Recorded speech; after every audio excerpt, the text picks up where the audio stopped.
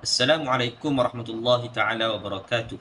Bagi menyelesaikan tugasan kursus EDUP 2132 Profesionalism Keguruan yang dibimbing oleh pensyarah Dr. Ma'ali bin Abdul Ghani, saya Syafiq Bukhari bin Harun pada hari ini akan membentangkan tentang isu-isu etika guru. Baik, kita terus kepada isu yang pertama. Isu yang pertama ialah isu tentang kerjaya sambilan. Kaum pendidik tergolong sebagai pegawai perkhidmatan pendidikan dan merupakan sebahagian daripada pegawai kerajaan. Maka mereka tertakluk kepada peraturan-peraturan dan undang-undang perkhidmatan awam. Sebagai pegawai kerajaan, kita tertakluk kepada perintah am kerajaan dan tata laku kerajaan. Kaki tangan awam perlu memohon kelulusan untuk melakukan kerja sambilan bagi menambahkan pendapatan mereka. Kelulusan hanya akan diberikan jikalau kerja sambilan itu tidak bercanggah dengan peraturan yang ditetapkan. Seperti contoh, kerja sambilan itu tidak dilakukan dalam waktu bekerja dan tidak menjejaskan tugas mereka. Antara kerja sambilan yang biasa guru lakukan termasuklah mengadakan kelas tuition atau kelas tambahan secara online untuk membantu pelajar mengatasi kesukaran dalam pelbagai mata pelajaran dengan menggunakan kepakaran di luar waktu kerja tanpa menjejaskan prestasi mereka. Sebagai contoh, para guru mengadakan kelas tambahan dan pensyarah memberikan ceramah atau bekerja sambilan di institusi swasta untuk menambah pendapatan. Namun begitu, langkah kerajaan perlu diambil untuk memantau prestasi mereka agar tidak menjejaskan produktiviti semasa melaksanakan tugas utama sebagai penjawat awam.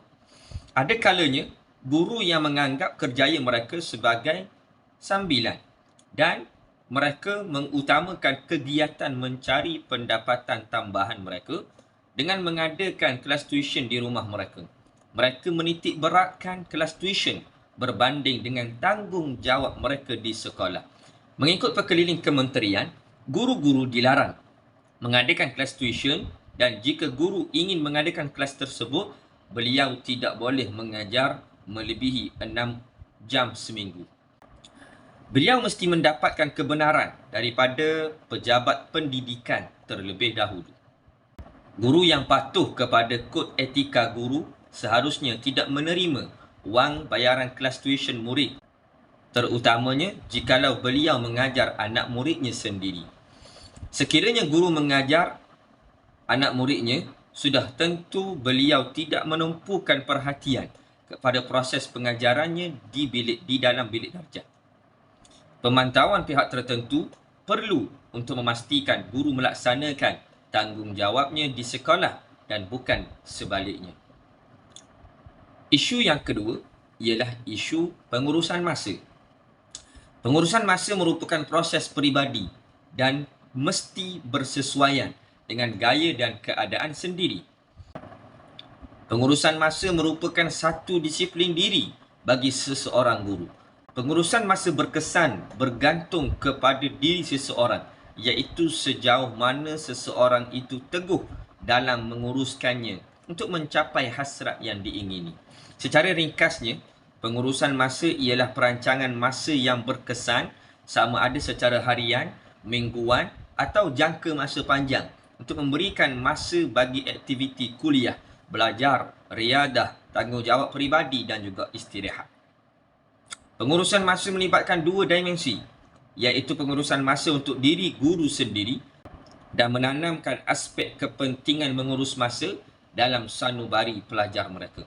Guru yang berkualiti merupakan guru yang bersedia dengan perancangan waktu yang bersistem dan akan melaksanakan tugas mengikut jadual masa yang telah ditetapkan. Dalam aspek pengurusan masa untuk dirinya, seorang guru perlu merancang PDP mereka mengikut tempoh masa dengan baik agar tidak membazirkan masa pelajar. Guru perlu juga menepati masa apabila masuk kelas supaya pelajar dapat memperoleh ilmu dan kemahiran secara total, secara sepenuhnya. Guru tidak boleh mensia-siakan masa berharga pelajar.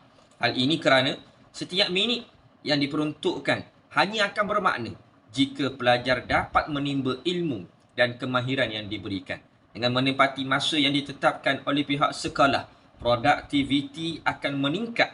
Manakala jikalau guru lambat masuk kelas, guru tidak mempunyai accountability terhadap tugasnya. Pelajar akan menghadapi kerugian masa yang berharga dan pembaziran hasil jika masa tidak diuruskan dengan baik. Dengan ketetapan masa memasuki bilik darjah, guru dapat mengelakkan berlakunya kejadian yang tidak diingini, seperti murid-murid yang berbuat bising dan bertingkah laku nakal di dalam bilik darjah. Murid juga akan menghormati guru yang tidak pernah lambat masuk dalam bilik darjah. Beralih kepada pengurusan masa kendiri, cuba fikirkan tentang pengurusan masa anda pula. Tanya pada diri anda, berapa banyak masa yang anda gunakan untuk melakukan tugas-tugas yang tidak penting dan perkara-perkara yang tidak memberikan sumbangan kepada kejayaan kerjaya anda. Adakah anda tahu berapa banyak masa anda yang telah digunakan untuk membaca surat, untuk bersembang, untuk minum kopi dan sebagainya?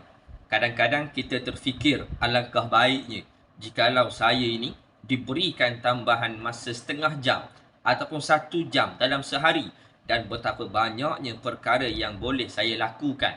Adakah anda mempunyai perancangan jangka masa panjang?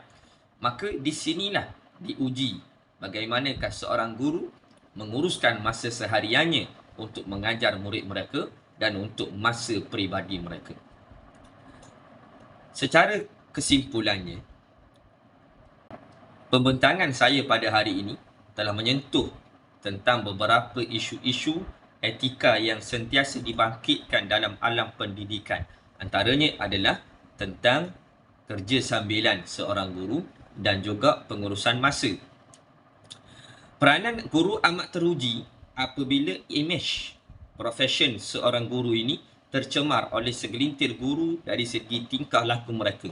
Justru itu, guru harus patuh kepada kod etika perguruan demi menjaga imej profesion keguruan. Dan semoga kita harap guru yang lahir pada hari ini dapat mengekalkan imej seorang guru yang baik dan melahirkan pelajar, murid-murid yang hebat dan intelektual, insya-Allah. Demikian sahaja pembentangan daripada saya.